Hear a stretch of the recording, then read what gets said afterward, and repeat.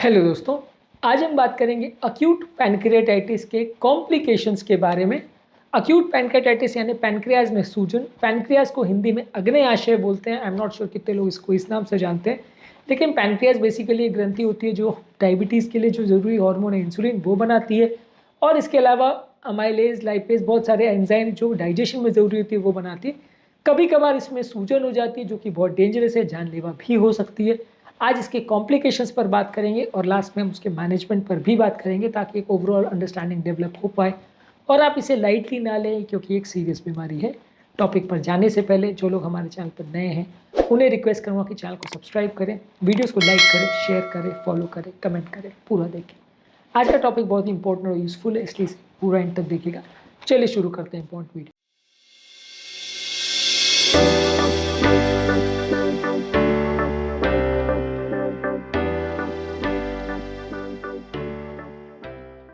सबसे पहला, पैनक्रियाटाइटिस के पेशेंट में पैनक्रियाटिक नेक्रोसिस हो सकता है, यानी पैनक्रियाज में सूजन की वजह से पैनक्रियाज का अंदर का टिश्यू सड़ सकता है, डैमेज हो सकता है, जिसकी वजह से पूरे शरीर में इन्फेक्शन फैल सकता है जिसमें जान का खतरा हो सकता है, यानी पैनक्रियाटिक नेक्रोसिस हो सकती है। अगर ऐसा होता है तो कई बार सर्जरी करके वो सड़े हुए हिस्से को निकालने की ज़रूरत पड़ सकती है।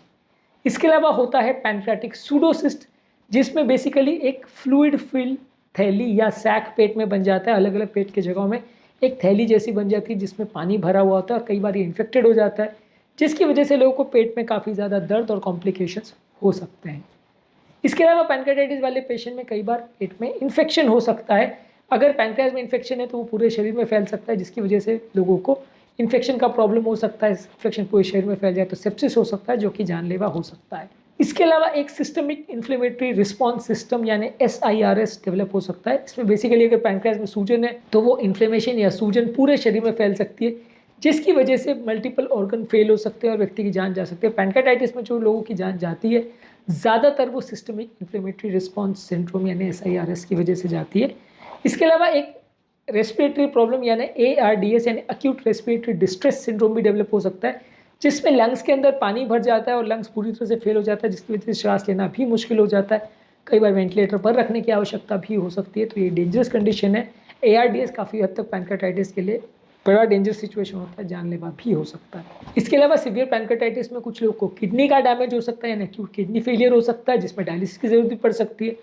पैनक्रियाटाइटिस की वजह से ब्लड कैल्शियम लेवल लो हो सकता है, यानी लो कैल्शियम के सिम्टम्स हो सकते हैं, जिसकी वजह से व्यक्ति को मसल क्रैम्प्स, कन्फ्यूजन या मिर्गी होने का प्रॉब्लम हो सकता है, यानी हाइपोकैल्सीमिया सीवियर हो सकता है। इसके अलावा अक्यूट पैनक्रियाटाइटिस में जो इंसुलिन बनाने वाले सेल्स है अगर उसमें भी सूजन आ जाए तो पेशेंट को ट्रांजिएंट डायबिटीज़ हो सकता है, कई बार परमानेंट डायबिटीज़ भी हो सकता है, पर थोड़ी देर के लिए शुगर वैल्यूज़ बहुत ज़्यादा हाई आ जाए, ऐसा हो सकता है। यानी पैनक्रियाटाइटिस वाले पेशेंट में थोड़ी देर के लिए ट्रांजिएंट डायबिटीज़ डेवलप हो सकता है। फाइनली हम बात करेंगे इन कॉम्प्लिकेशन को मैनेज कैसे किया जाए। ज़्यादातर पैनक्रियाटाइटिस में सूजन को कम करने के लिए दवाई दी जाती है, पेन को कम करने के लिए दवाई दी जाती है, जो एंजाइम्स बॉडी में कम हो गए उसको सप्लीमेंट करने के लिए दवा दी जाती है। अगर इंसुलिन बॉडी में कम है तो उसको सप्लीमेंट करने के लिए इंसुलिन दिया जाता है।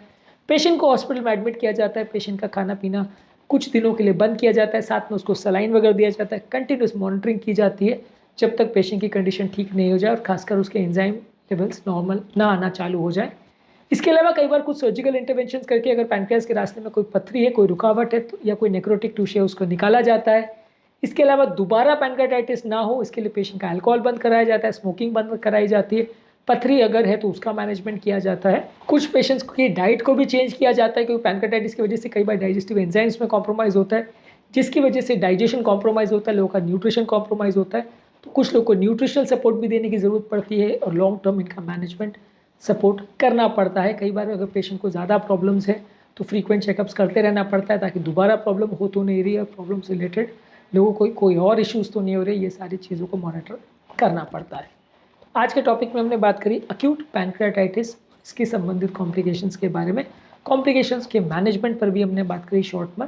ये एक बहुत ही डिटेल इश्यूज़ है, इसलिए अगर आप चाहो तो इस पर सेपरेट वीडियोज़ भी कर सकते हैं ताकि आपको इसके बारे में डिटेल पता चले, पर डिपेंड करता है कि कितने लोगों को इस टॉपिक की रिक्वायरमेंट, उसके हिसाब से हम इस पर वीडियोस करेंगे। उम्मीद करूंगा कि आज के टॉपिक में कुछ नया जानने को मिला होगा। पैनक्रियाटाइटिस अक्यूट कैसा होता है, क्रॉनिक पैनक्रियाटाइटिस कैसा होता है, इसके क्या सिम्टम्स होते हैं, इस पर हमने सेपरेट वीडियोस किए जो कि आप हमारे चैनल पर देख सकते हैं। टॉपिक एंड करने से पहले जो लोग हमारे चैनल पर नए हैं उन्हें रिक्वेस्ट करूँगा कि चैनल को सब्सक्राइब करें, वीडियोज़ को लाइक करें, शेयर करें, फॉलो करें, कमेंट करें, पूरा देखिए।